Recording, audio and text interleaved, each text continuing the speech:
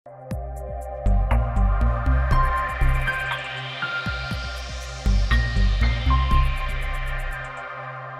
बच्चे party, in previous class हमने देखा था exercise number 4 of chapter number 9 ray optics. In this class बच्चों हम देखने वाले एक्सरसाइज नंबर 5।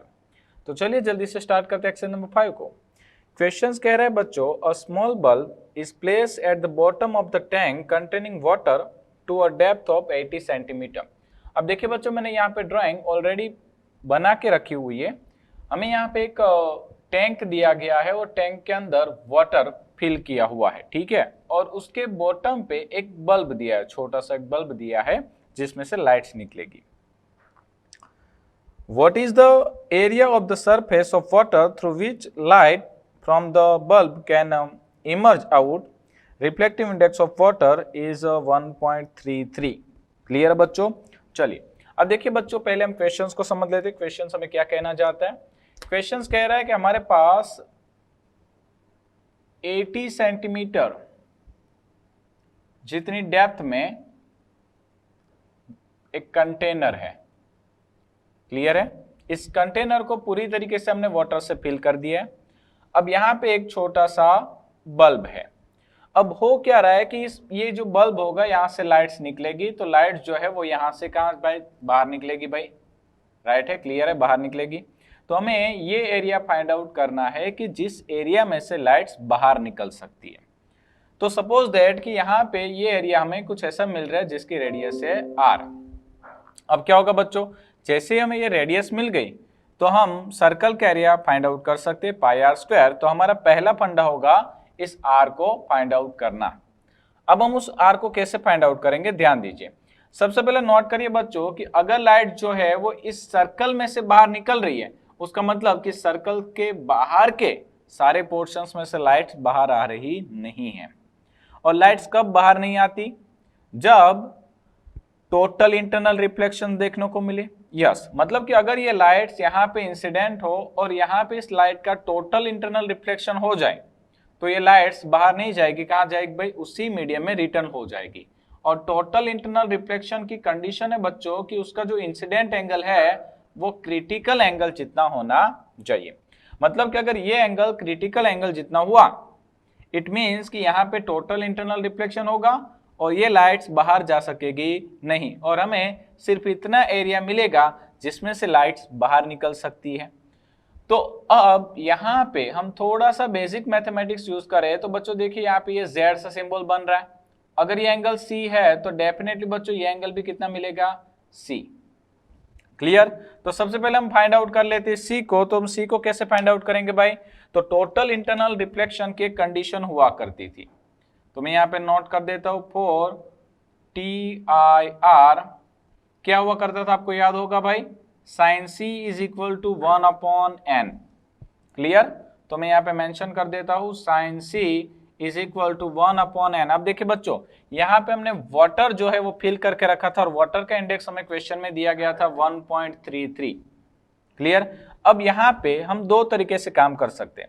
पहला, हम कैलकुलेटर के साथ साथ लॉग टेबल को यूज करें, या दूसरा हम थोड़े से मैथमेटिकल स्टेप यूज करें जिसकी मदद से हमें लॉग टेबल की रिक्वायरमेंट होगी नहीं। ठीक है?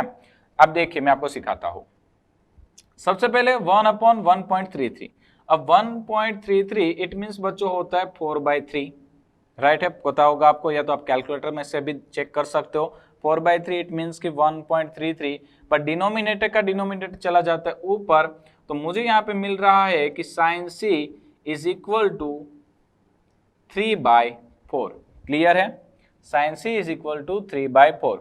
अब इस चीज को मैं मैथमेटिकली कैसे ड्रॉ कर सकता हूं, ध्यान दीजिए। अगर मान लीजिए मैं यहाँ पे एक राइट एंगल ट्राइंगल लेता हूं, तो यहां पे मैंने एंगल ले लिया C। अब देखिए साइन C, साइन का मतलब क्या होता है, परपेंडिकुलर अपॉन हाइपोटेनियस। क्लियर है?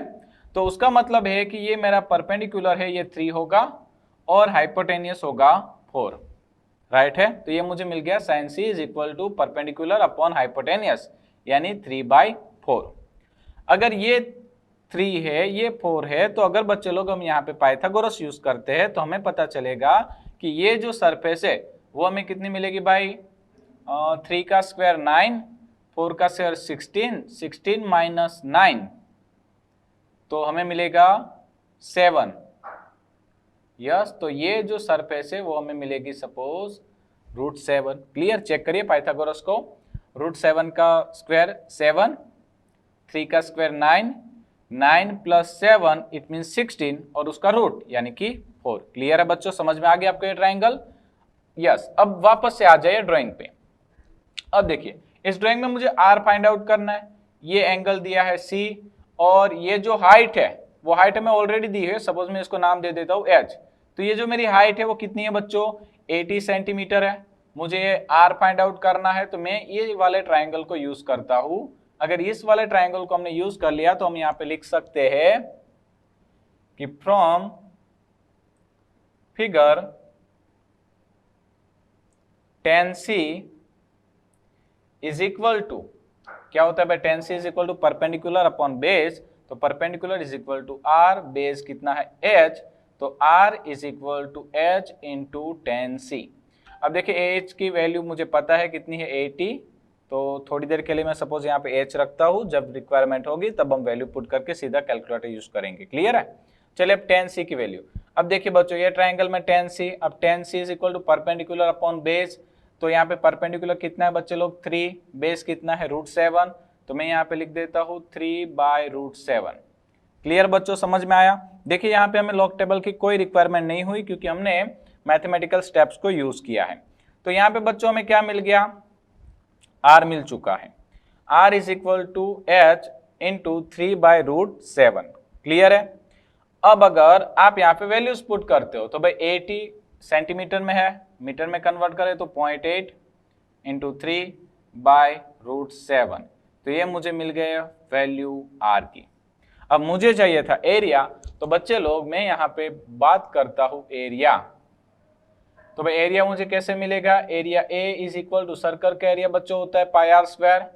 अब पाई की वैल्यू होती है 3.14, आर की वैल्यू मेरे पास ऑलरेडी अवेलेबल थी तो मैं यहाँ पे पुट कर देता हूँ 0.8 इंटू 3/√7 उसका स्क्वायर, तो यहाँ पे बच्चों आंसर मिलेगा मुझे 3.14, 0.8 का स्क्वायर, 3 का स्क्वायर 9 डिवाइड बाय 7।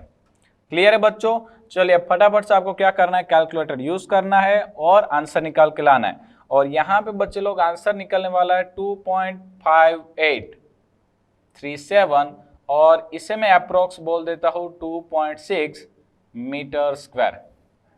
क्लियर बच्चे लोग? तो ये आ गया हमारा answer A is equal to 2.6 metre square. It means कि हमें 2.6 मीटर स्क्वायर जितने एरिया में से लाइट्स बाहर निकलती हुई दिखाई देगी। राइट है बच्चों? आई होप आपको ये क्वेश्चन अच्छे से समझ में आया है। इन नेक्स्ट क्लास बच्चे लोग हम मिलेंगे एक्सरसाइज नंबर 6 के साथ। Thank you.